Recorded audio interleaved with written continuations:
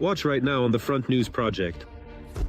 The rupture of Putin's nutcracker, Flamingo missiles hit their targets precisely. Kapustin Yar testing ground. Dozens of explosions.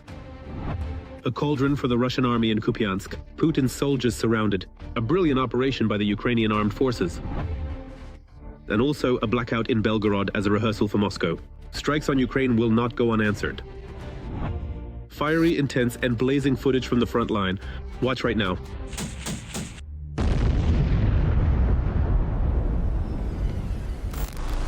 Greetings, this is Vladimir Timoshenko with you, and we're starting right away with the most important topic.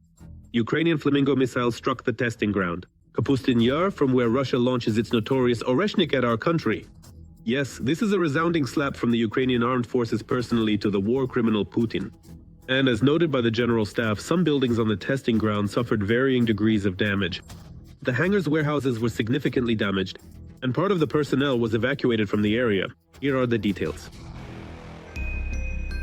Kapustin Yar is the place from where hundreds of missiles are launched at Ukraine.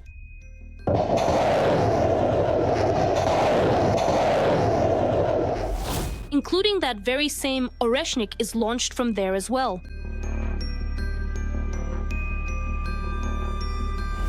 But could it be that Putin's most terrifying weapon has met its end?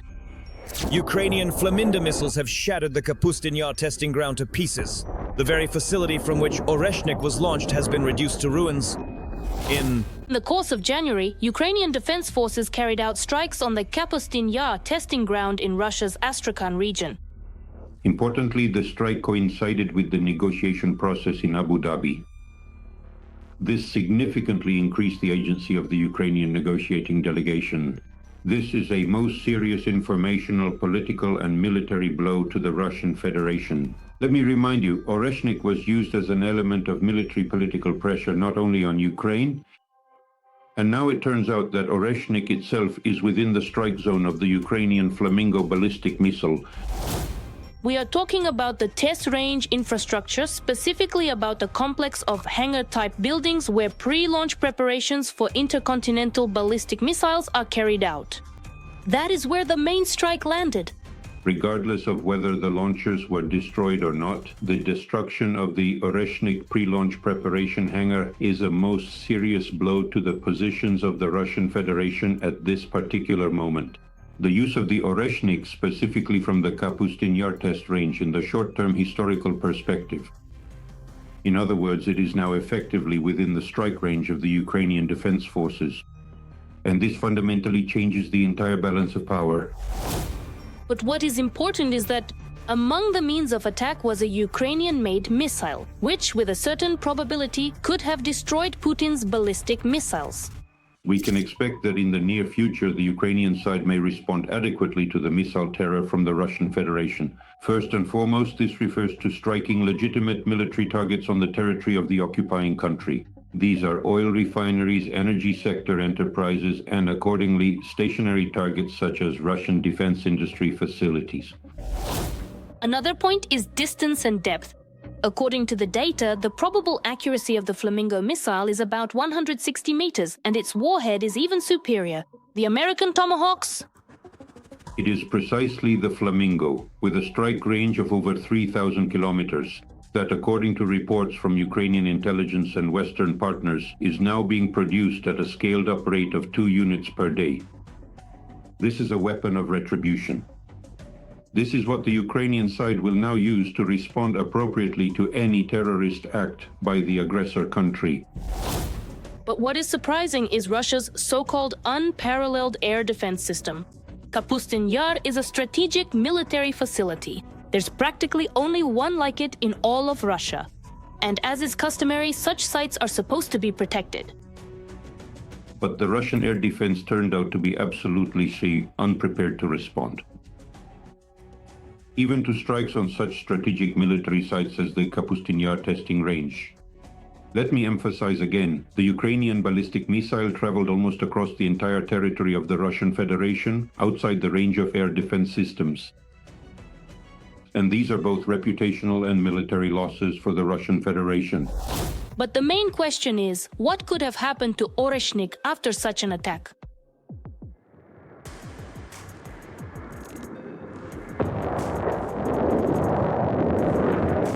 Apparently, the hangar has been destroyed and the ability to carry out pre-launch operations has been lost.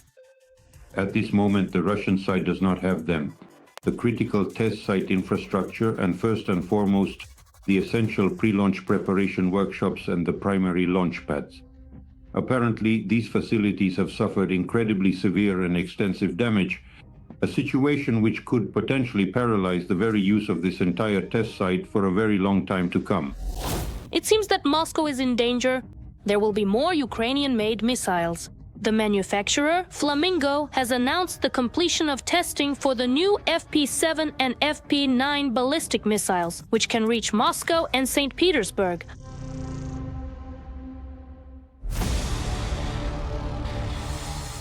And now an analysis of the operational situation on the blazing Pokrovsk front line. Fierce fighting continues. On the Pokrovsk front, the occupiers launched 21 assaults near the settlements of Rodinske, Mirnohrad, Kotlina, Udachna and Filia, as well as towards Novopodhorodne, Novopavlivka and Novi Donbas. The defense forces have already repelled 15 enemy attacks. Meanwhile, Belgorod has plunged into darkness and cold. And for this blackout, Russians can confidently say thank you personally to Putin. After all, it is his plan to cut off power to Ukraine that leads to retaliatory measures from the Ukrainian armed forces. And the geography of Ukrainian strikes is only expanding. More details in our report. In this game, two can play. After Russian forces broke the so-called energy truce and struck at Ukraine's energy infrastructure, the defense forces responded in kind. And once again, it was the people of Belgorod, residents of the largest border regional center, who had to bear the brunt for all Russians.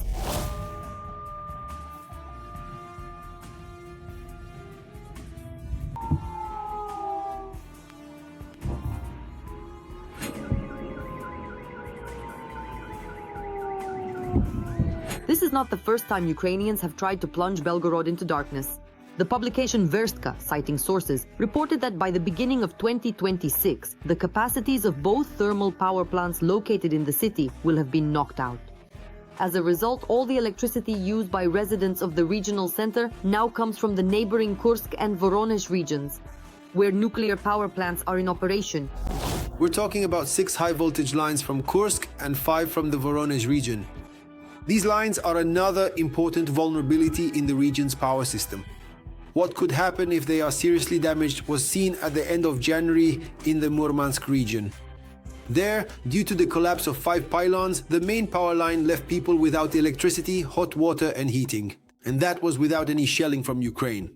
Tens of thousands of residents of Murmansk and the main base of Russia's northern fleet, Severomorsk, were affected. Only through emergency measures was the situation stabilized there, in 3 days. Unlike Ukrainians, Russians do not disclose how serious the damage to the networks is, nor do they talk about the progress of restoration work on the facilities. So far, people in Belgorod have managed to get by, and the greatest inconvenience they've experienced has been several hours of power outages. However, the same sources from Verstka insisted that with sub-zero temperatures and continued shelling, the situation would worsen. While something can still be done about electricity through restrictions, such maneuvers won't work with heating. Already now, Belgorod's heating facilities are operating at about 50% capacity in some places. If the scale of the damage increases, it may become a question of preserving the heating system as such. In practice, this means that some systems are partially shut down. The liquid is drained from the heating pipes and then later pumped back in. Under normal conditions, this process takes more than a month. Otherwise, without heating the liquid and given the cold, there will soon be nothing left to save in this system. After the latest strike, local media published information about partially blacked out neighborhoods in the city. Some city residents were left without water and heating. Governor Gladkov reports that everything is under control and that these are only temporary difficulties. I heard reports from the heads. We are reviewing the border municipalities, including Prokhorovsky, Ivnyansky and Rokityansky districts, as well as the Yakovlevsky district. We are looking at the extent and the order in which electricity and heating supplies were restored, how our schools began operating remotely while some stayed in person, and what problems currently exist in the social sphere and the management system. There are some minor remarks. but we had quite extensive preparations. So overall, during this extremely difficult period with sub-zero temperatures and severe frosts, and considering the significant damage to our energy infrastructure, everyone is at their workplaces and doing their utmost to resolve the situation in the shortest possible time. To resolve the situation, It's hard to determine what the real situation is. Ash, which is headed by someone who left Russia and has been declared a foreign agent. Belgorod journalist Nikita Parmenov reports that the authorities decided to shut down about 300 elevators due to the blackout. There have been 148 recorded cases of people getting stuck in elevator cabins. This is due to restoration work on the power grid after a missile strike on the substation. To ensure the safety of residents and prevent equipment breakdowns, the authorities decided to temporarily shut down 371 elevators in 68 apartment buildings. It is not specified which buildings were affected by the shutdown. It is also known that Governor Gladkov refused to deploy mobile heating stations, even though they are supposedly ready. Local businesses came to the aid of freezing Belgorod residents. Meanwhile, those whose electricity was restored by repair crews are facing a different problem. It is extremely high voltage, which has caused appliances to burn out. The local authorities have come up with a solution for this as well. Since it's impossible to prove the cause of the breakdown, there's nothing that can be done to help. The current blackout, which Belgorod residents are enduring because of Moscow's military aggression, has revealed the ineffectiveness of the local authorities. And this is happening even though elections will be held in the region as early as September. But the Kremlin believes that the consequences of the blackout are unlikely to affect the careers of local politicians. Those who win won't be the ones who work, but those who can mobilize voters. And now, it's time to analyze the current situation on the Konstantinovka front. The enemy is becoming more ferocious here as well. On the Konstantinovka front, the invaders carried out 12 offensive actions near populated areas. Pleshchevka, Yablunovka, Rusinyar, Klebenbeik, and in the direction of Konstantinovka, Ivanopolia, Novopavlovka, and Sofievka. 3 attacks are still ongoing. Do you remember that horror? Putin's monsters attacked the passenger train chopped Lviv-Kharkiv-Barvenkovo. 6 people died then, and there could have been more victims if not for a soldier. From the 93rd Brigade with the call sign Amar. Fortunately, he happened to be on that train, and he told TSN military correspondent Andriy Tsaplienko how he saved people. You will see all of this now. 3 Shaheds for 1 passenger train. There were civilian women and children on the train.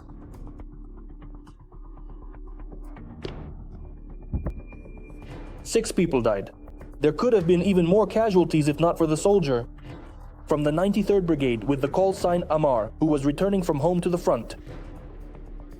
I heard a rumble and approach. A strike and an explosion passed right by our carriage. It was Amar who saved people, leading almost everyone to a safe place. Everyone into the forest away from the civilian carriage. But then he went back to the train and found a woman with a child who, in a state of shock, had stayed in their compartment. Is the carriage empty? They started to come out. I took the child. We needed to get as far around the train as possible to leave the danger zone. She was emotional. It was a concussion, really. The child also wasn't responding. I think there was at least some minor hearing damage.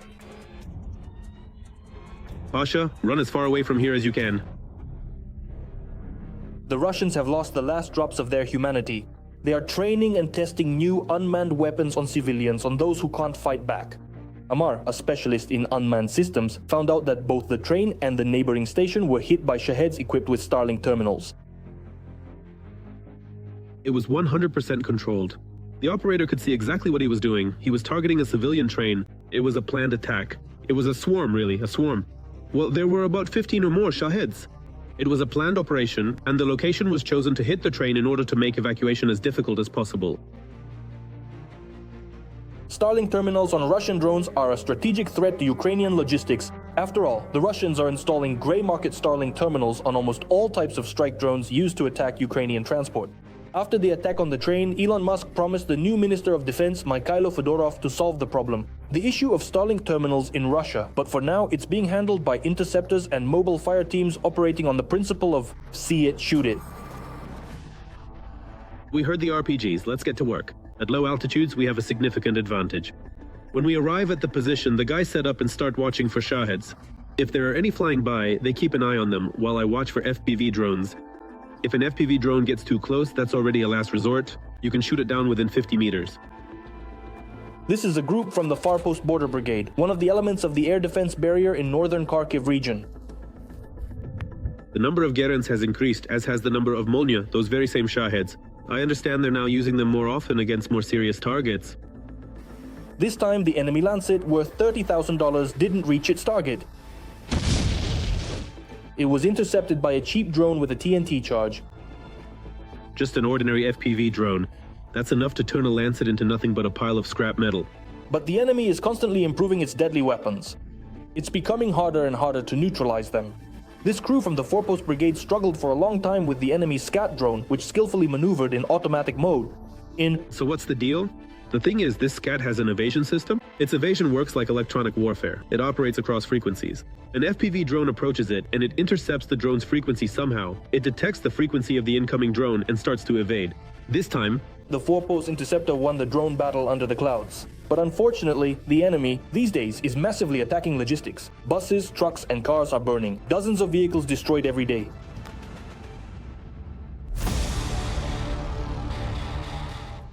Well then, now let's analyze the operational situation on the Hula-Ipol front in detail. The bloody terror of Putin's soldiers continues. And here, on the Hula-Ipol front, 9 enemy attacks have been repelled in the areas of Hula-Ipol, Myrn toward Dobropilya, Zheleznodorozhny, and Preiluki. One clash is still ongoing. He was drafted into the army for urgent service, sent straight to the front, and immediately became an assault trooper. This is happening more and more often with young Russians, because conscripts are an inexhaustible resource for replenishing the assault units of the Russian army.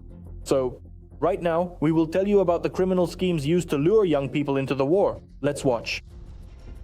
In the Kremlin, they found a gold mine for replenishing their disposable assault troops. And now, fresh blood can be sent to the front not just twice a year, but all 12 months.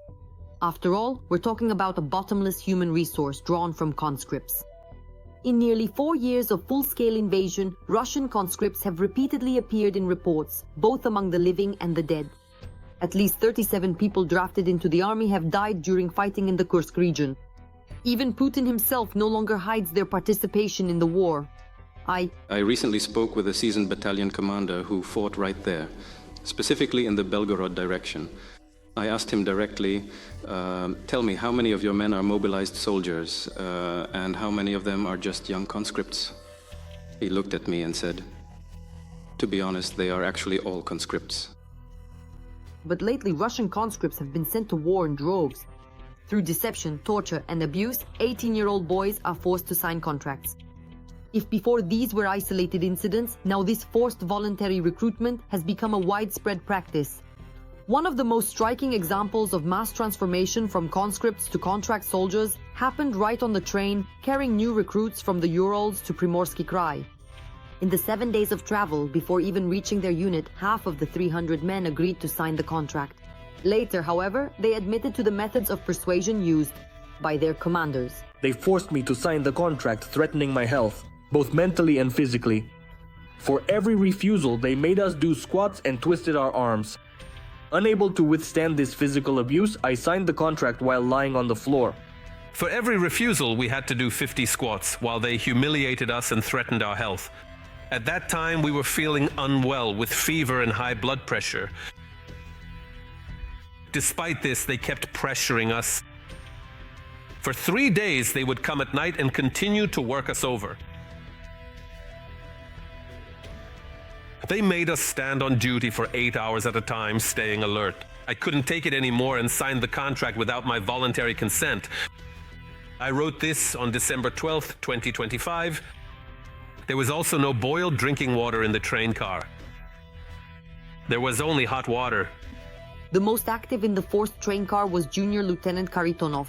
In a fit of aggression, the newly minted contract soldiers admit, under pressure, the officer could even bite. Junior Lieutenant Karitonov explicitly stated that he had been assigned a very specific plan given to him directly from the high command above. He explained that he was strictly required to recruit at least 30% of all the contract soldiers currently traveling within the train car. Because everyone was refusing, he would swear, act aggressively, humiliate, often insult me and offend me. He targeted my nationality and my appearance. Lawyers admit from all corners of Russia, they receive an incredible number of complaints, both from the conscripts themselves and from their relatives. Once inside the walls of a military unit in Russia, no one can guarantee that you won't be sent to war. Officers in the unit seem to compete in sadism. On Sakhalin, in Military Unit 34-198, Senior Lieutenant Anton Svirin came up with a survival lottery. 9 conscripts were lined up on the parade ground, and they were told one of the recruits must sign a contract. There were no volunteers, so they started putting pressure on the conscripts. They were forced to do exhausting physical exercises until someone agreed. When that didn't work either, the guys were made to draw lots. Whoever drew the contract with the signature would be the one sent to the special military operation. Whose signature it was remains unknown. And just recently, lawyers found confirmation of this in a decision by one of the Russian courts. The recruitment of conscripts for the war is being carried out by direct order from the command of the Armed Forces of the Russian Federation. In the text of its decision, the court revealed the mechanism for persuading conscripts to sign contracts and referred to a telegram to the Regional Military Commissariat, the Chief of Staff of the Central Military District. According to the telegram to the Regional Military Commissariat, the Chief of Staff of the Central Military District, in order to organize the targeted selection of candidates for military service under contract from among the conscripts who are at the assembly points of the constituent entities of the Russian Federation, it is required to appoint propaganda groups and send them to the assembly points for selection. Military unit candidates for contract military service from among citizens subject to conscription. And naturally, the closer you are to the line of combat, the less commanders care about the age and experience of the recruits. The military personnel who experienced soldiers who have been in Ukraine for a long time say that indeed at the end of the year more conscripts started being brought in, that is, conscripts who had been turned into contract soldiers. And I also asked if they get any leniency, concessions or training. They say no, it's straight to the assault here. They really don't yet know how they can refuse or how they can stall for time. They are sent straight into combat missions. And further quotes, they say they're dying by the hundreds. Well, I can't vouch for the numbers here. There's a personnel shortage. It can't be covered anymore, not by convicts, nor by mercenaries whom the Russians are scooping up from the poorest corners of the world. Therefore, the only thing you can wish for citizens of conscription age is to hide from the draft officers as carefully as possible. And now we move to the Lyman direction of the front. Let's be honest, this is yet another sacred goal for Putin and his entire pack. Accordingly, the situation here is as tense as it gets. In the Lyman direction, our soldiers repelled 6 attacks by the invaders in the areas of several settlements, Drobisheve, Zarechne, and towards Stavki and Debrova. 1 clash is still ongoing. Also, up to 50 Russian occupiers remain surrounded by the defense forces in Kupiansk in the Kharkiv region. This is the very Kupiansk that Putin supposedly occupied several months ago. And now to Donbass. The enemy is amassing the maximum number of their expendable infantry, many of whom are immediately captured by Ukrainian forces. You will see exactly how this happens in a report by TSN military correspondent Andriy Tsaplienko. The most dangerous situation is in the south. The openness and tenacity of the Ukrainian infantry created a window of opportunity for the Russians, and they took advantage of it. The enemy has made noticeable advances towards Zaporizhzhia. It is clear that their plan is to get close enough to shell the regional center with artillery and turn the lives of civilians into a daily nightmare. The occupiers are fighting in Huliaipol and are bypassing this important defensive city from the south and north. The gray zone around Huliaipol is rapidly expanding, but Ukrainian forces managed to stop the Russian advance at the village of Ternovate. A group of enemy assault troops that entered the village to raise the tricolor was eliminated. Those who survived decided to surrender to a ground robot, one of the first such cases in history.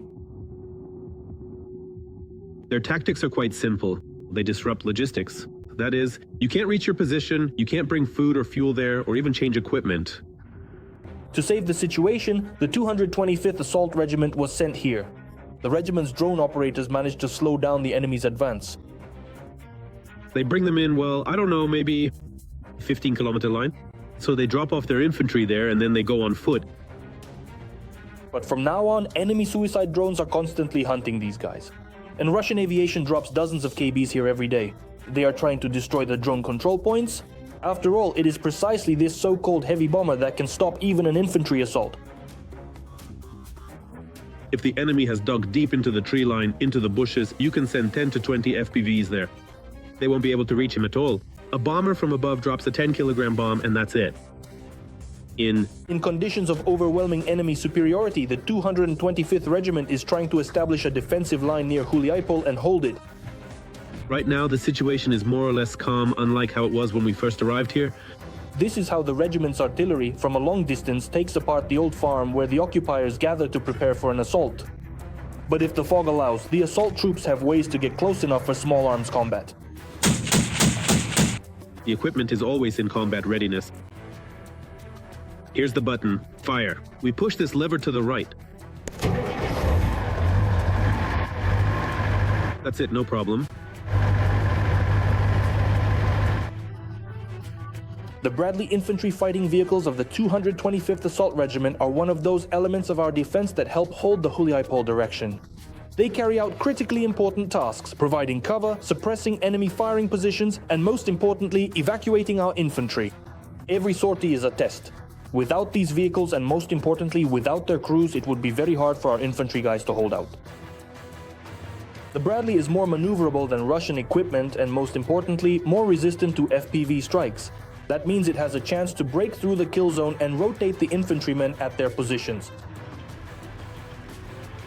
Just like it steadily and purposefully advances through the complex environment, navigating every single obstacle with precision as it continues its journey forward without any hesitation or delay in its overall progress. the Ukrainian kill zone, a captured Russian infantryman Ruslan from Dagestan is not eager to go through. This particular item that we are currently looking at right now is exactly what you need for the project.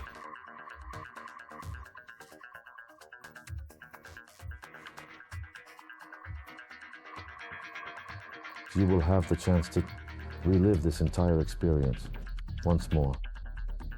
To pull as many expendable infantrymen as possible into Kostiantynivka.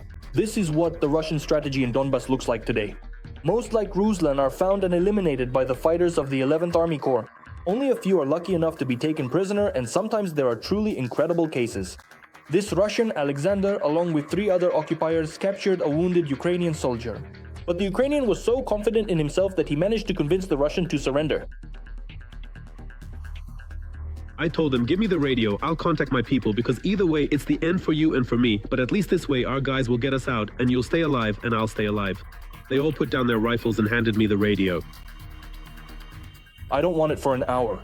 Say thank you to the guys. From the bottom of my heart, I thank you. Brother, you helped me get out to escape from there, and you took your own with you. The wounded hero, Vladimir Alexandrov, is currently unable to walk. On the 21st of the month, we were fired upon. Only yesterday, on the last day of January, were we able to get our infantrymen out of the kill zone together with the captured Russian. At the evacuation point, the soldier was personally met by the deputy commander of the 11th Corps, Pavel Fedosenko.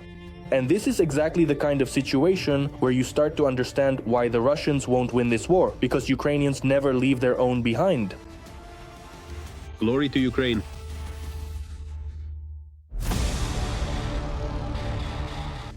That's all for today, but very soon on Front News, you'll see new, unique reports from our journalists, straight from the hottest spots of the war, brought to you so that you know the truth. This was Volodymyr Tymoshenko with you. Take care of yourselves and your loved ones.